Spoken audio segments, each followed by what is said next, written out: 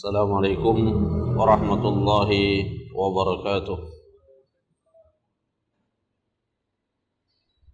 Innal hamdalillah nahmaduhu wa nasta'inuhu wa nastaghfiruh wa na'udzu billahi min shururi anfusina wa min sayyiati a'malina. Man yahdihillahu fala mudilla lahu wa man yudlilhu fala hadiya lahu. Asyhadu an la ilaha illallah wahdahu la syarika lahu wa asyhadu anna Muhammadan abduhu wa rasuluh. Allahumma salli ala Muhammad wa ala alihi wa sahabatihi wa man sara ala nahjihi wa ihtada bihadihi wa sanna bi sunnatihi ila yaumil qiyamah. Ya ayyuhalladzina amanu taqullaha haqqa tuqatih wa la tamutunna illa wa antum muslimun. Allahumma 'allimna bima yanfa'una وانفعنا بما علمتنا وزدنا علما وتوفيقا والحقنا بالصالحين. أما بعد Masyarul muslimin jamaah salat subuh rahimani wa rahimakumullah. Alhamdulillah, kita memuja dan memuji Allah Azza wa Jal sebagai salah satu wujud rasa syukur kita kepadanya yang telah menganugerahkan kepada kita nikmat yang sangat istimewa, yaitu dipertemukannya kita kembali dengan bulan suci Ramadan. Inilah yang penting untuk selalu kita ingat dan berusaha untuk selalu kita rasakan, bahwa Ramadan yang kita jumpai pada hari ini adalah kenikmatan yang sangat istimewa yang Allah berikan kepada kita. Dan tentu kita semua telah sering mendengar bahwa di bulan Ramadan tentunya kita tidak sebatas menargetkan satu jenis ibadah saja, yaitu puasa, tetapi kita juga menargetkan ibadah-ibadah yang lain, terutama yang sangat identik dengan bulan Ramadan. Salah satu ibadah yang sangat identik dengan bulan suci Ramadan itu adalah Al-Quran. Allah Subhanahu wa ta'ala menyebutkan beberapa ayat yang menunjukkan keterkaitan yang sangat erat antara bulan Ramadan dan Al-Quran. Di dalam Al-Quran Allah berfirman, Syahrul Ramadan alladzi unzila fihi Al-Quran. Allah Subhanahu wa ta'ala memilih bulan Ramadan sebagai bulan diturunkannya Al-Quran untuk pertama kalinya. Dan Nabi SAW itu setiap bulan Ramadan beliau melakukan mudarasah dan talaqi Al-Quran dari malaikat Jibril. Bahkan di tahun wafatnya beliau 2 kali didatangi oleh malaikat Jibril dalam rangka mudarasatul Quran.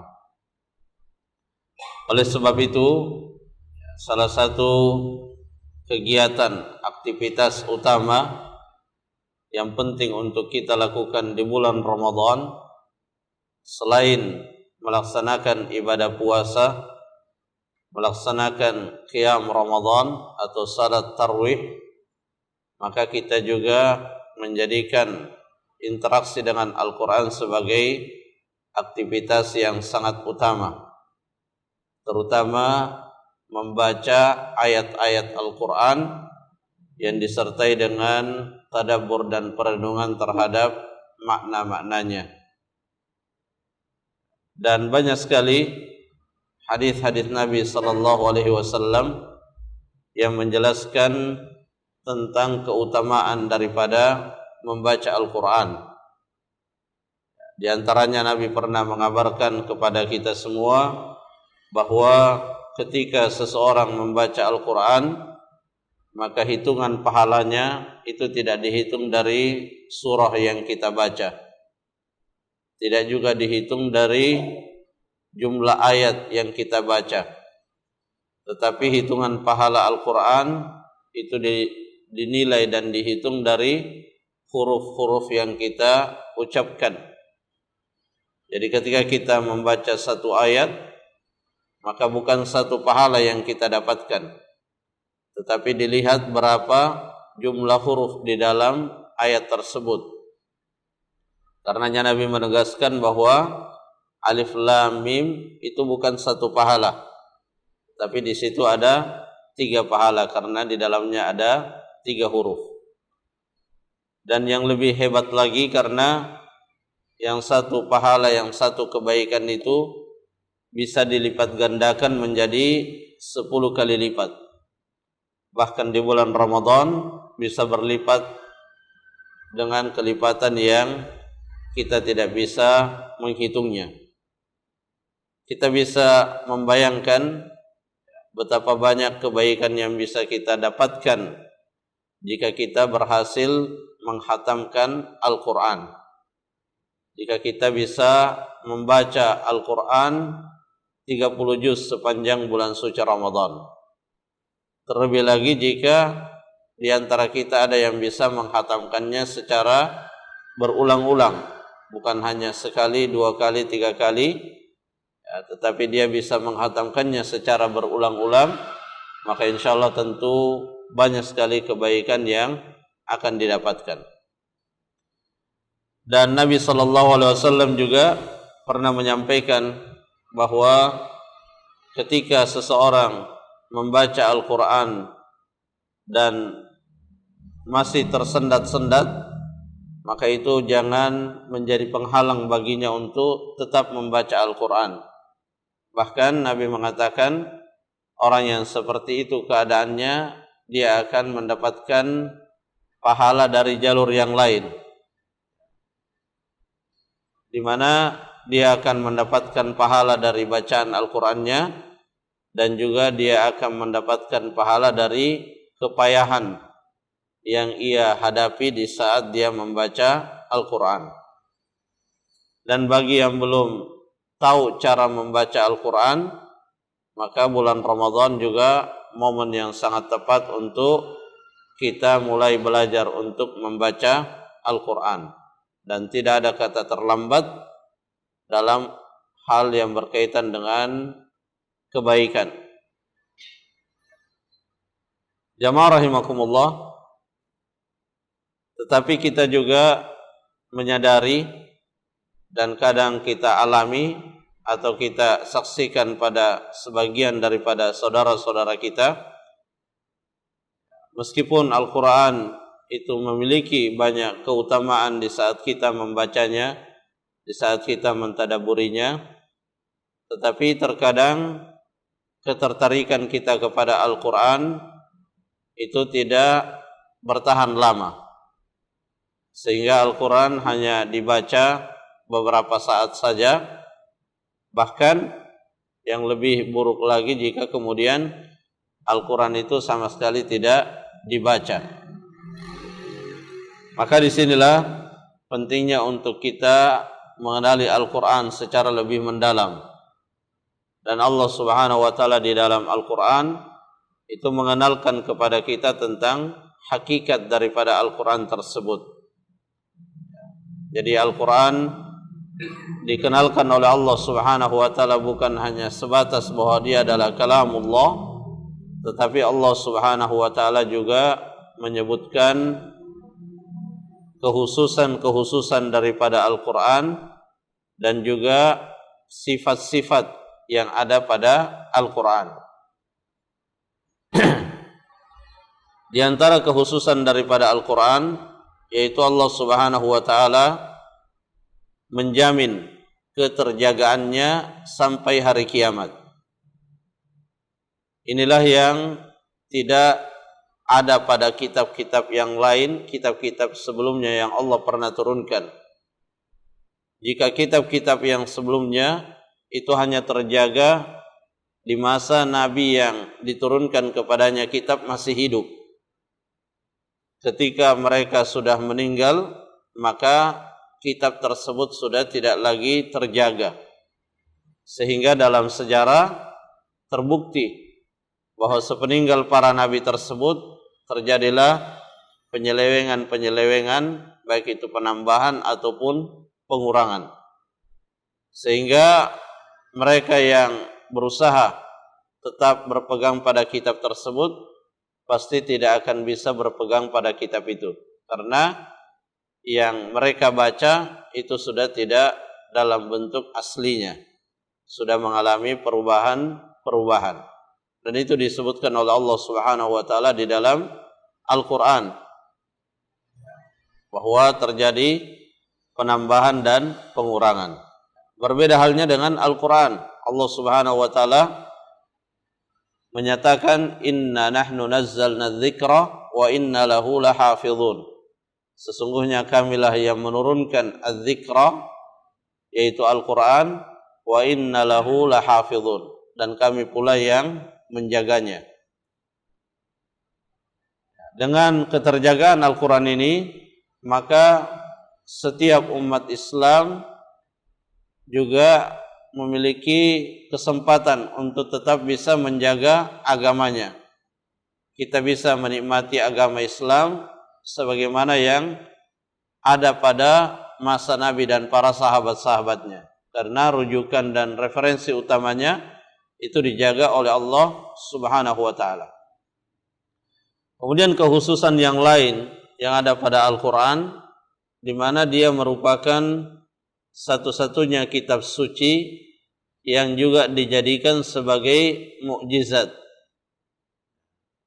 Kalau nabi-nabi terdahulu kita dikisahkan tentang mukjizat yang mereka miliki. Nabi Musa misalnya, di antara mukjizatnya adalah memiliki tongkat, yang dari tongkat itu Allah Subhanahu wa taala memperlihatkan beraneka ragam keluar biasaan. Kemudian nabi-nabi yang lain juga memiliki mukjizat-mukjizat. Tetapi mukjizat dan keluar biasaan tersebut tidak terwariskan. Di mana ketika nabi tersebut meninggal, maka apa yang dahulu menjadi mukjizatnya itu sudah tidak bisa dinikmati sepeninggal beliau.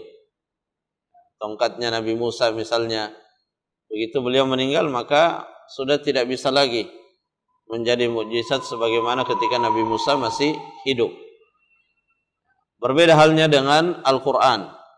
Dia kitab suci yang menjadi mukjizat, dan kemukjizatan daripada Al-Qur'an itu tetap berlaku hingga hari kiamat.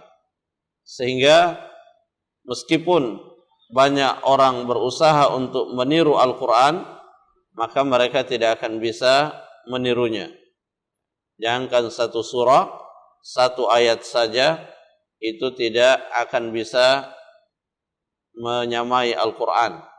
Makanya ketika di zaman Nabi sallallahu alaihi wasallam muncul seorang nabi, muncul seorang yang mengaku sebagai nabi atau nabi palsu, yaitu Musailamah al-Kadzdzab, dan ia membawakan ayat-ayat yang berusaha menyerupai Al-Qur'an.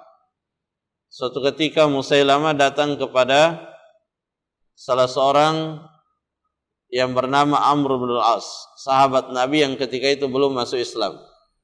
Dia bacakan ayat-ayatnya.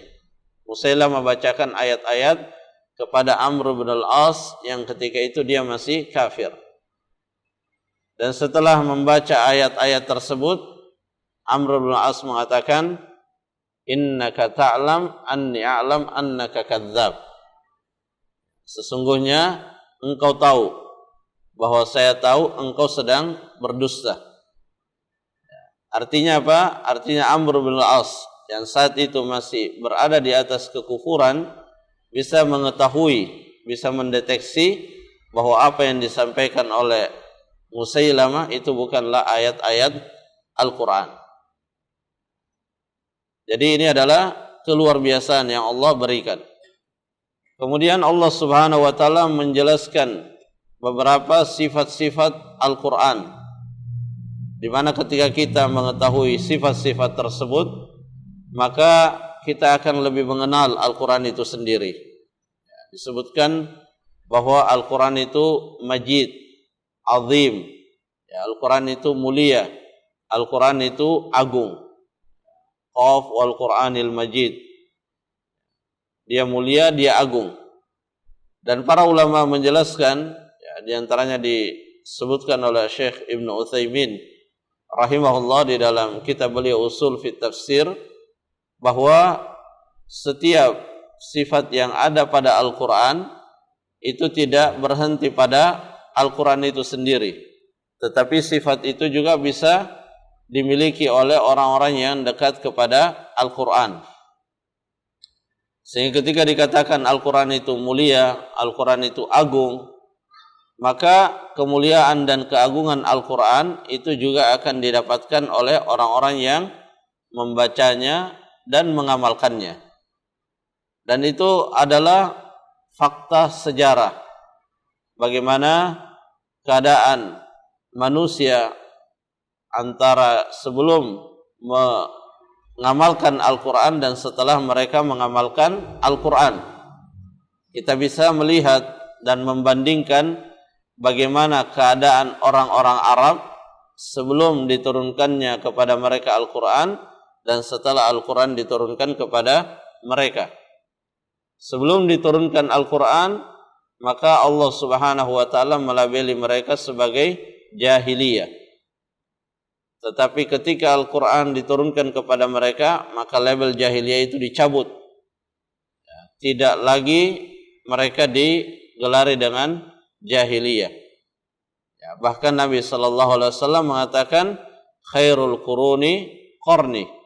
Sebaik-baik generasi yang pernah ada itu adalah generasinya Rasulullah dan para sahabat. Padahal yang menjadi sahabat Rasulullah itu juga yang dulu disebut sebagai jahiliyah, orang-orang jahiliyah. Tetapi mereka bisa berubah dari keadaan yang sangat buruk menjadi keadaan yang sangat baik, itu karena interaksi mereka dengan Al-Quran. Dan itu terus berlanjut. Ketika kita melihat keadaan seseorang yang tadinya jauh dari Al-Quran, kemudian dia menjadi dekat kepada Al-Quran, maka kita akan melihat di situ ada perubahan. Dan ketika disebut Al-Quran, maka sudah pasti masuk di dalamnya sunnah Rasulullah sallallahu alaihi wasallam. Karena itu tidak bisa dipisahkan antara Al-Quran dan As-Sunnah. Sebagaimana syahadat itu tidak bisa dipisahkan. Jadi Al-Quran itu azim, majid, mulia, dan kemuliaannya akan didapatkan oleh orang-orang yang mempelajari dan mengamalkannya, membaca, mempelajari dan mengamalkannya.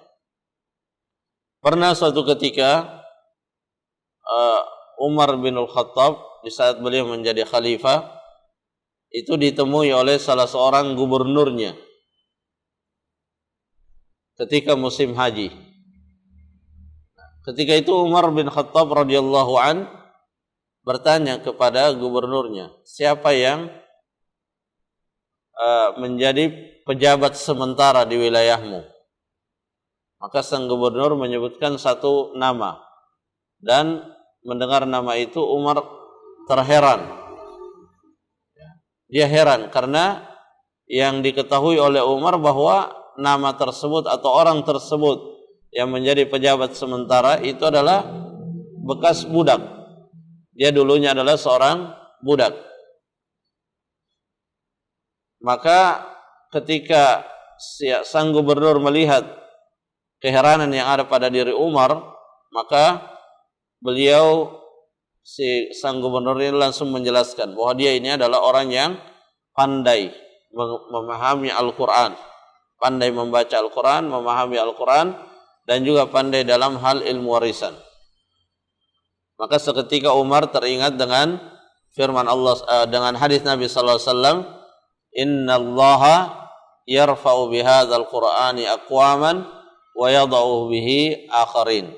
Sesungguhnya Al-Quran ini, sesungguhnya Allah Subhanahu wa taala mengangkat derajat suatu kaum dengan Al-Quran dan juga merendahkan derajat suatu kaum dengan Al-Quran.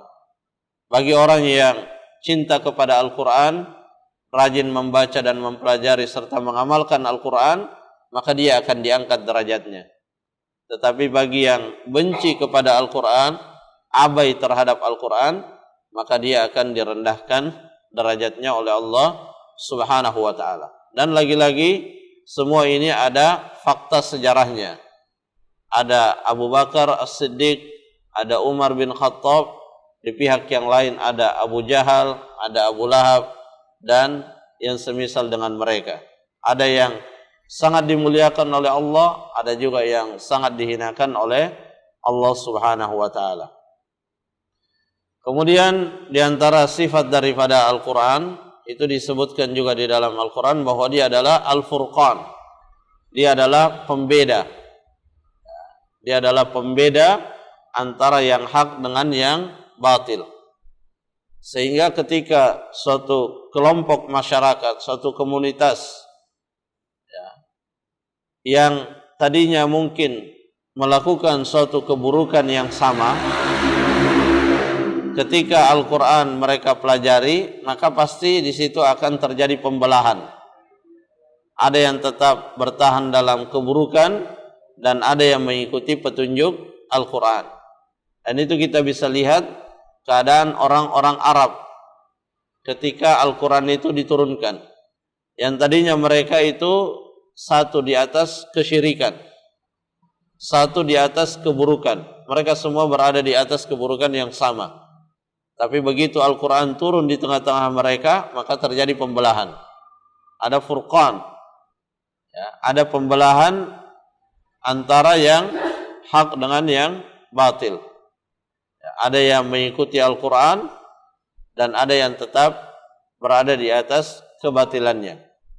Sehingga itu adalah konsekuensi ketika kita mengikuti Al-Quran, bahwa pasti kita akan berbeda dengan yang masih berada di atas kebatilan. Sehingga kita tidak boleh heran kenapa kemudian menjadi yang tadinya mungkin satu, sering duduk sama-sama, sering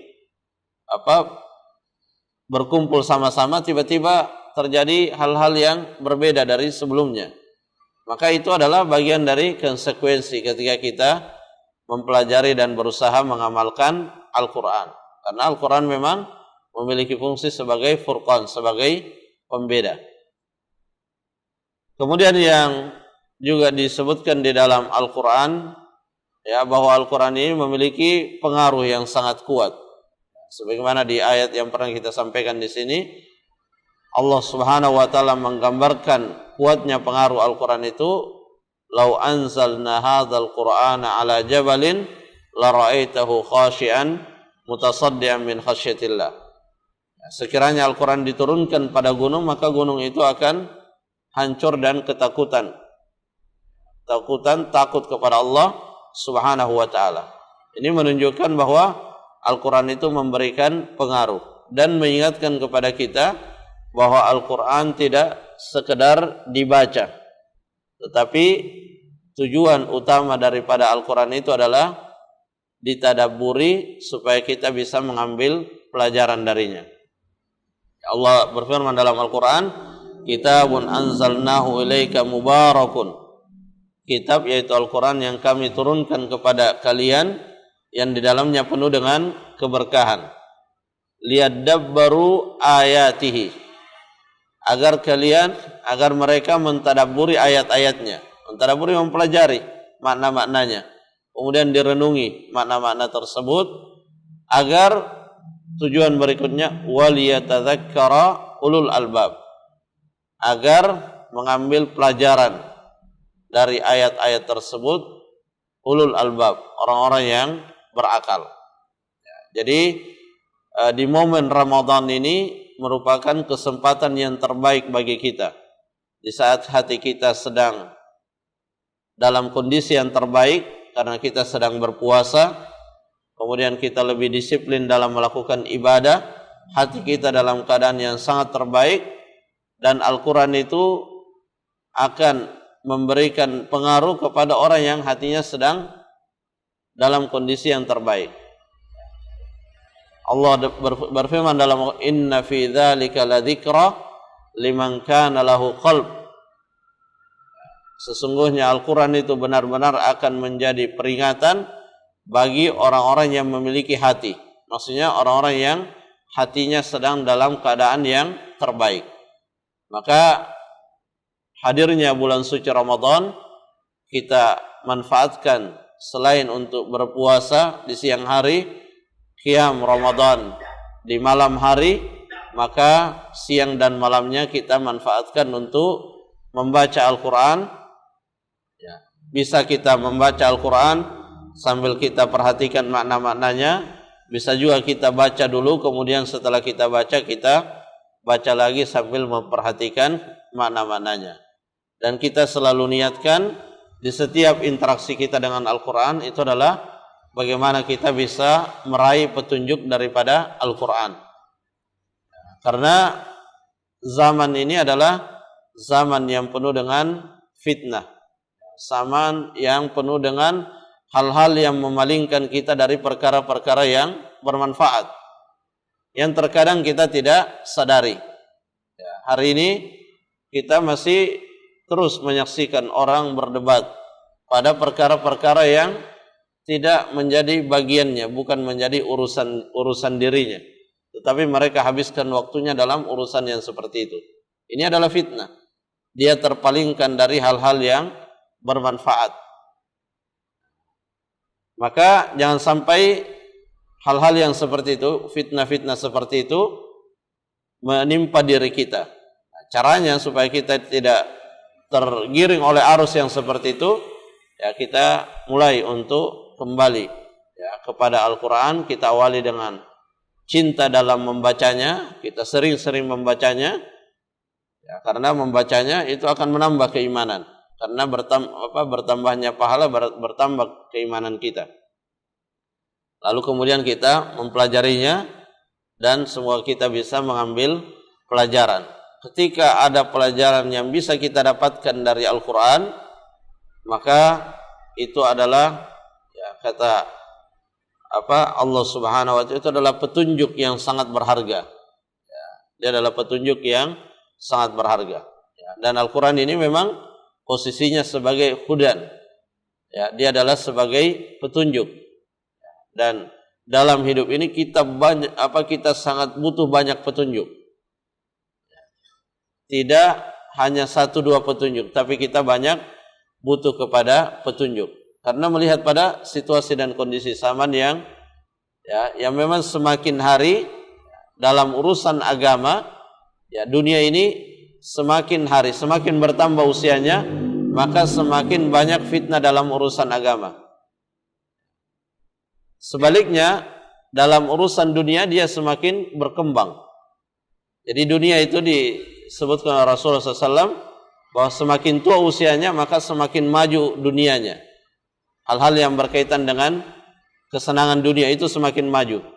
Ya, kita bisa lihat itu, ya, teknologinya, aktivitas perdagangannya, ya, yang dulu harus ke pasar, sekarang kita tinggal buka handphone kita bisa seperti sedang berada di pasar yang sangat besar. Semakin canggih, ya, uang semakin canggih dalam urusan dunia, tetapi dalam urusan agama semakin menurun.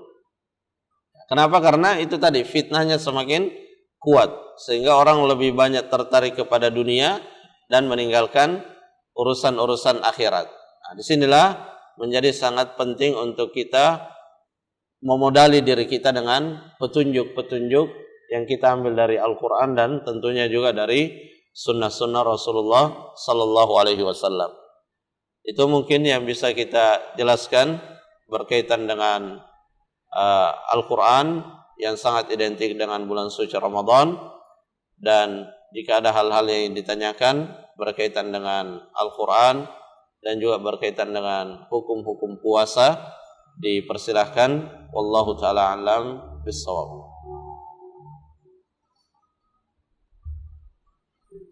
Yes. Ya.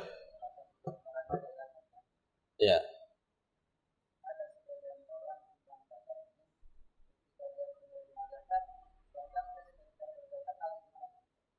Ya. Jadi zakat ya, sebagaimana yang kita ketahui ada dua jenis. Ada zakat mal dan ada zakatul fitr. Ya. Kalau zakat mal ini memang ada syarat dan ketentuannya sehingga seseorang terkena kewajiban untuk melaksanakan atau untuk menunaikan zakat, yaitu memiliki nisab, memiliki harta yang memiliki batas minimal harta, dan harta yang mencapai batas minimal itu sudah berlalu selama 1 tahun. Sehingga ini memang tidak setiap orang bisa mengeluarkannya, harus memenuhi syaratnya. Sedangkan jenis zakat yang lain itu namanya zakatul fitr. Zakatul fitr ini adalah kewajiban bagi seluruh kaum muslimin. Bahkan di zaman Nabi SAW, yang budak sekalipun, yang dalam banyak keadaan dia dibedakan beban-beban hukum syariatnya, tetapi khusus berkaitan dengan zakatul fitr, mereka tetap diperintahkan, meskipun perintah itu ditunaikan oleh tuannya.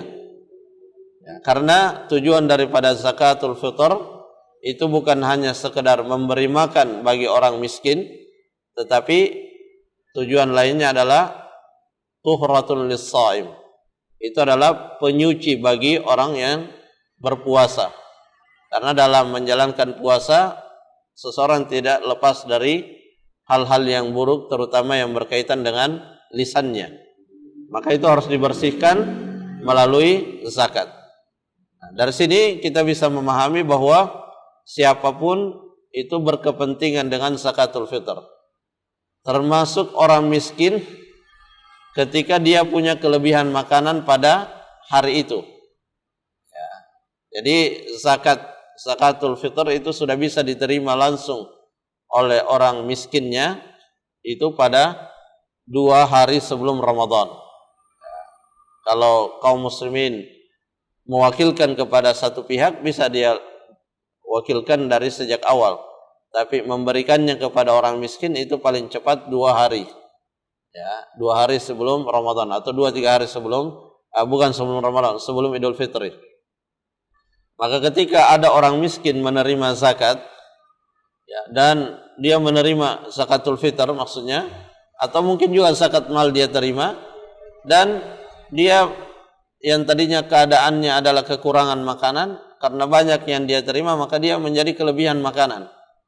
Maka meskipun statusnya di situ dia adalah sebagai penerima, bahkan dia masih dalam kategori miskin, tapi dia punya kelebihan makanan untuk dia makan pada hari raya Idul Fitri, maka dia juga terkena kewajiban untuk mengeluarkan zakat.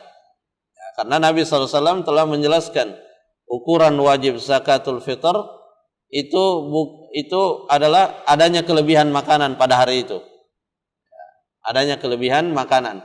Jadi bukan nisab, bukan haul seperti dalam zakat mal. Bukan karena dia kaya dia zakatul fitr, tidak. Tetapi karena dia punya kelebihan makanan. Siapapun dia. Termasuk kalau dia sebenarnya kategori fakir miskin, tapi karena banyak zakat yang dia terima, akhirnya dia punya kelebihan makanan. Bukan hanya mungkin untuk hari Idul Fitri saja, tapi 1 minggu bahkan 1 bulan ke depan dia masih punya. Maka dia mengeluarkannya untuk dirinya dan untuk anggota keluarganya. Dan dia butuh hal tersebut untuk membersihkan dirinya, ya, untuk membersihkan dirinya dari dosa-dosa yang timbul dari ucapan-ucapannya. Nah, kepada siapa dia memberikan? Kepada yang miskin yang lain. Ya, dan bisa jadi itu kembali lagi kepada dia. Bisa saja itu kembali lagi ke orang miskin juga membayar, orang yang dia beri mungkin dia membayar lagi. Tapi tidak boleh untuk kemudian kerjasama lalu sama-sama tidak bayar zakat. Ya, nah, itu tidak boleh. Harus tetap ditunaikan, harus tetap dibayarkan. Kalau dia mampu dan ukuran kemampuan, dia memiliki kelebihan makanan pokok yang akan dia makan pada hari raya Idul Fitri. Nah, wallahu a'lam bishawab. Ada yang lain?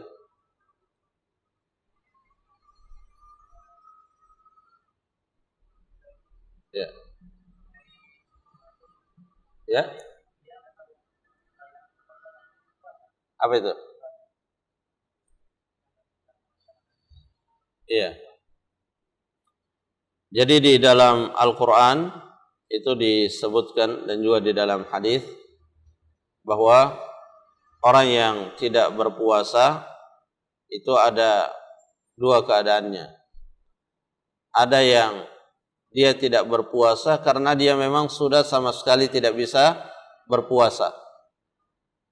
Bisa karena usianya yang sudah sangat tua sehingga dia sangat lemah keadaannya dan tidak lagi mampu berpuasa. Maka orang yang seperti ini keadaannya ya tentunya bayar fidyah saja. Karena tidak mungkin lagi disuruh berpuasa, dia sudah tidak mampu berpuasa. Dan ini yang dilakukan oleh Anas bin Malik radhiyallahu an, ya sekitar 7 tahun di akhir-akhir hayatnya beliau bayar fidyah terus karena beliau usianya sampai 90-an tahun. Dengan syarat dia masih berakal, masih sehat ingatannya. Kalau dia sudah tua dan pikun, nah itu sudah tidak ada kewajiban sama sekali karena dia sudah tidak mukallaf.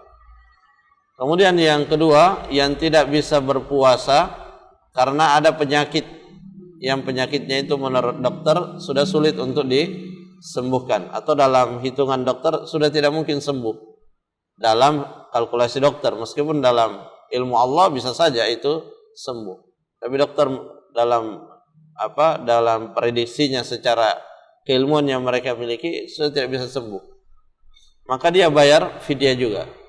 Ya, jadi intinya orang yang sudah tidak mampu untuk berpuasa karena usia atau karena penyakit, maka kewajibannya adalah membayar fidyah. Sedangkan orang yang masih mampu, ada uzur, tapi uzur itu bisa saja akan hilang dari dirinya, maka kewajibannya adalah mengganti. Sehingga sebagian ulama itu mengikutkan wanita yang hamil atau dia menyusui, mereka mengikutkannya, para sebagian ulama mengikutkannya pada orang-orang sakit. Ya, di antaranya Syekh Muhammad bin Shalih Al-Utsaimin itu mengikutkan wanita hamil atau menyusui kepada golongan orang-orang yang sakit. Nah, bagaimana kalau dia kalau tidak hamil dia menyusui? Ya, maka dia mendapatkan uzur untuk tidak berpuasa kalau memang puasanya itu bisa membahayakan dirinya atau membahayakan bayinya. Ya, maka dia punya uzur untuk tidak berpuasa. Ya, tapi tadi nanti akan banyak utang puasanya sehingga dia bisa mensiasati. Ya, jadi intinya bahwa pendapat ya di antara pendapat ulama bahwa orang yang hamil dan menyusui itu diikutkan kepada orang sakit, tidak diikutkan kepada orang yang tua tadi, karena dilihat dari keadaannya bahwa hamil, jadi tidak sepanjang hayat dia akan hamil terus, tidak sepanjang hayat dia akan menyusui terus. Ada saatnya dia tidak berada pada uzur itu. Sama seperti orang sakit yang memungkinkan untuk sembuh. Allahu a'lam bishawab.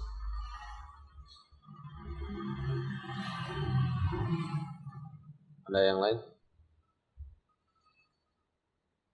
Baik, kalau sudah tidak ada, kita cukupkan. Subhanakallahumma rabbana wa bihamdik, asyhadu an la ilaha illa anta, astaghfiruka wa atubu ilaik. Assalamualaikum warahmatullahi wabarakatuh.